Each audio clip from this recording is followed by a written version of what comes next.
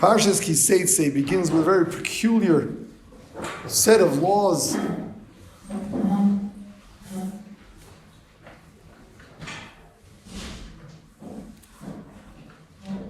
You're in battle.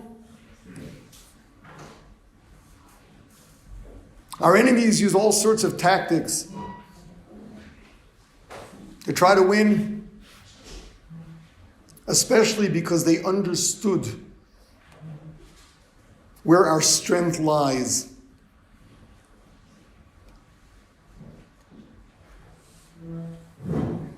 Lo v'chayil v'lo v'koach Kiyim Baruchi. It's the spirit. It's our values. It's our relationship with Hashem. And the fact that we are His people.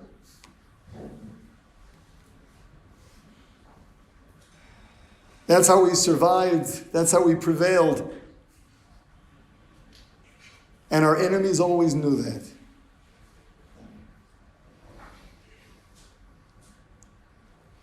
And they knew that an integral part of the strategy to try to win over the Jews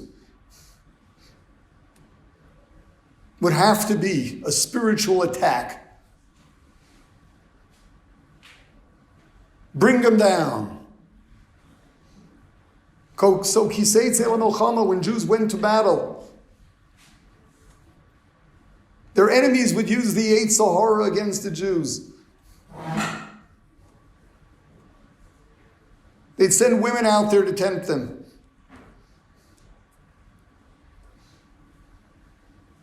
Lo dibra Torah ela keneged Yitzchak.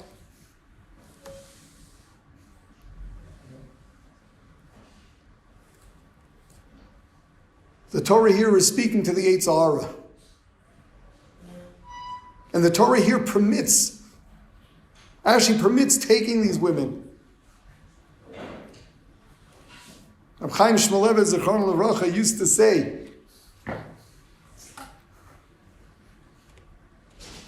anyone that thinks that the Torah is out of touch has given us so many commandments, thinks that we're a bunch of angels. This parsha tells us otherwise. The Torah says here there's an exception. This is something that you probably will not be able to handle. And the Torah therefore makes an exception. And lets us know that every other situation where the Torah didn't make an exception, you can handle it. It's not beyond you.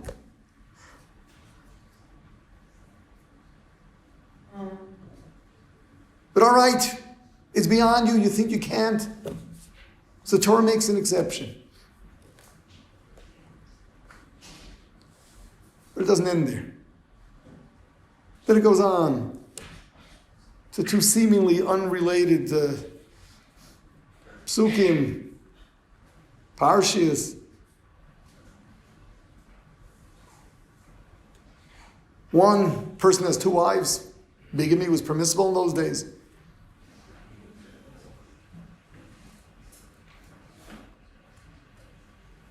Loves one, hates the other. They each have children. When it comes to inheritance, he wants to favor the children of the one he feels more for over the other. Says the Torah, no. The firstborn comes first. And then the next parsha, the Ben Sora Mora. A kid that's in a bad way and seems to be heading in the direction of a dangerous member of society.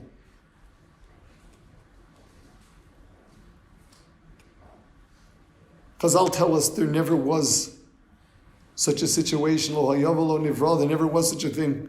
Because the Torah says the parents bring him to the Sanhedrin, they'll bring him there and they'll execute him.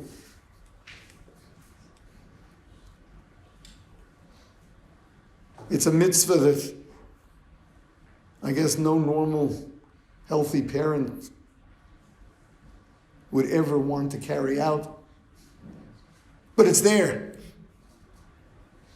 And Rashi tells us, these are not unrelated mitzvahs. You got one of these enemy wives that was there to tempt you. You're going to end up hating her. Her kid will be a menace to society.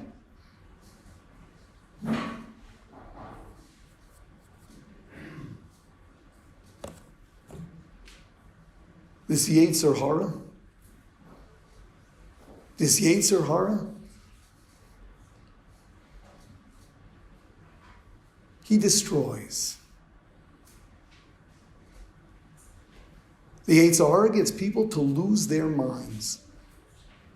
Even to the point where the Torah recognizes and says that you can't do any better. But people lose their minds. And the Torah is allowing you to think through if you know what the next step is going to look like. The Yetzer Hara gets the better of us with the here and the now. And if you only bother working through, all right, and where is that taking me? And what's next? This is true for every form of Yetzer Hara.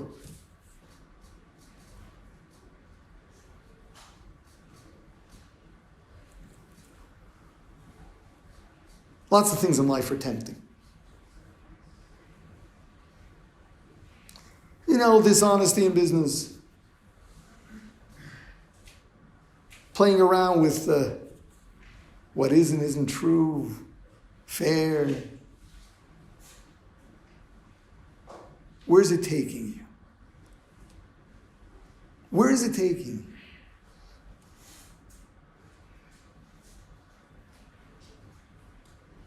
It's tough to withstand temptation. It's a lot less tough when you think. And every time you find yourself just overcome with, I just got to go this way. You have to ask yourself, and then what? Okay, I got what I wanted. Now what's going to happen? I'm left with it. I'm left having to deal with it. For some people, it begins with a lie, and then a lie to cover up for the lie, and another lie to cover up for that. No, how did I get here? Get me out of here. Get me out of here is usually what happens somewhere, down the line.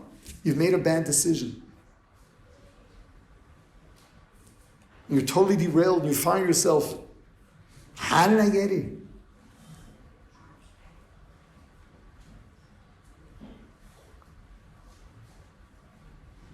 People have destroyed their lives, lost their families, become the laughingstock of civilization.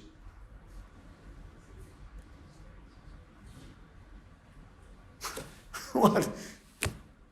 American presidents. Did they ever think it was worth it? They make a conscious decision it's worth it? Forget about Olam Haba, Olam Hazeh, this world. Did anyone think it was worth it?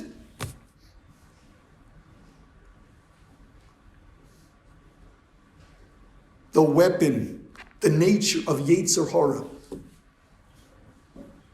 is to get you to not think. Or as the Chozavavis puts it, to take those things that are so simple and make them fuzzy.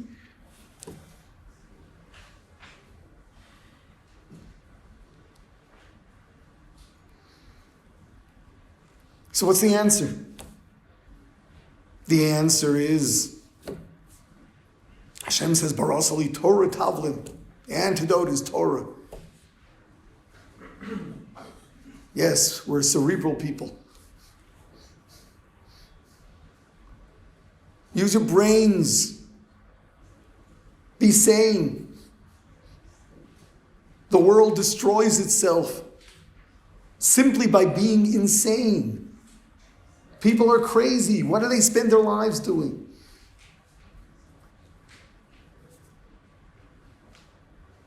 Priorities. That's not Yetzer Hara. Priorities. People are so caught up in whatever it is.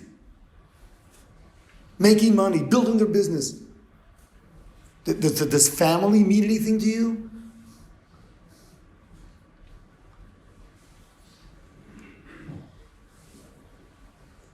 What's with them?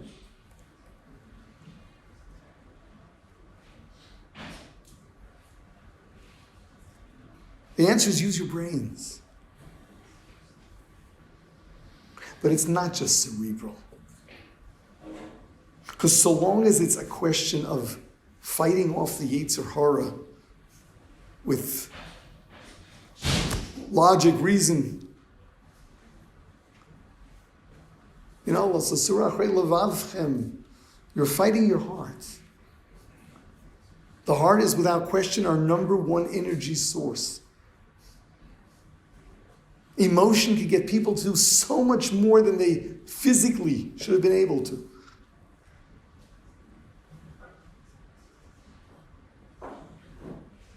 The key is to win your heart over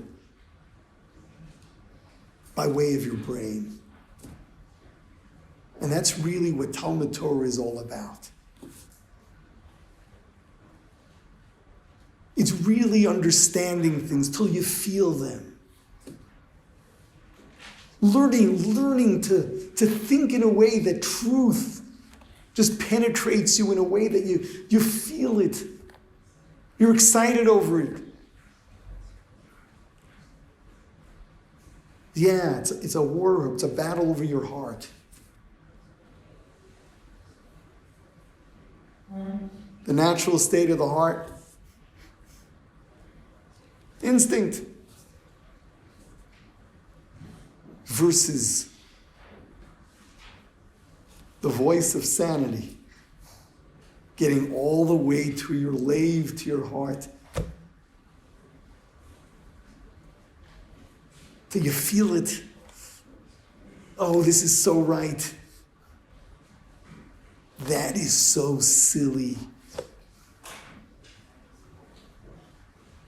We're in the days of Elul. Preparing for Rosh Hashanah.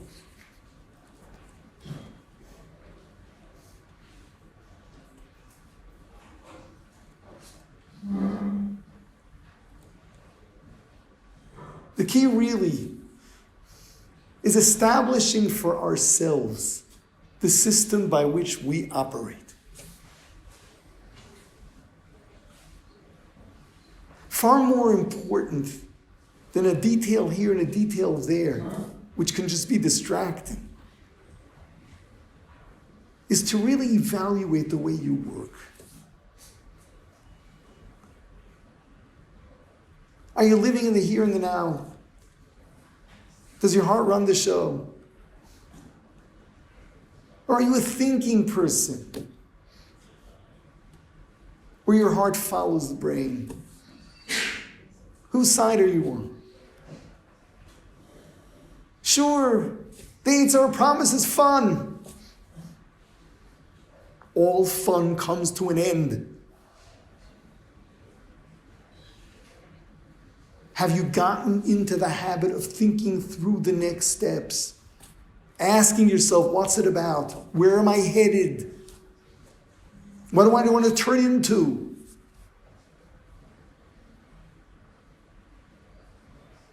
You got to choose sides. If that's how you define yourself, you're all right. If you're on top of yourself. You don't just allow things to happen spontaneously, but you're really on top of things. You're good. That's what we were created for. That's the greatness of man. Animal lives by instinct. Man can choose. On Rosh Hashanah, we celebrate human life. Celebrate it by appreciating being human.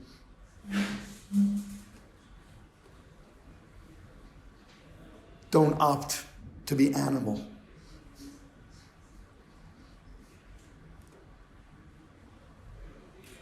Use the brain Hashem gave you. Tune into the wisdom He shares with us. And let that win over your heart. And that is a fulfillment of the human being who is really the purpose of all creation. For us to choose life and enjoy the greatest gift of all, a closeness to Hashem Himself. Get to work because it's getting late.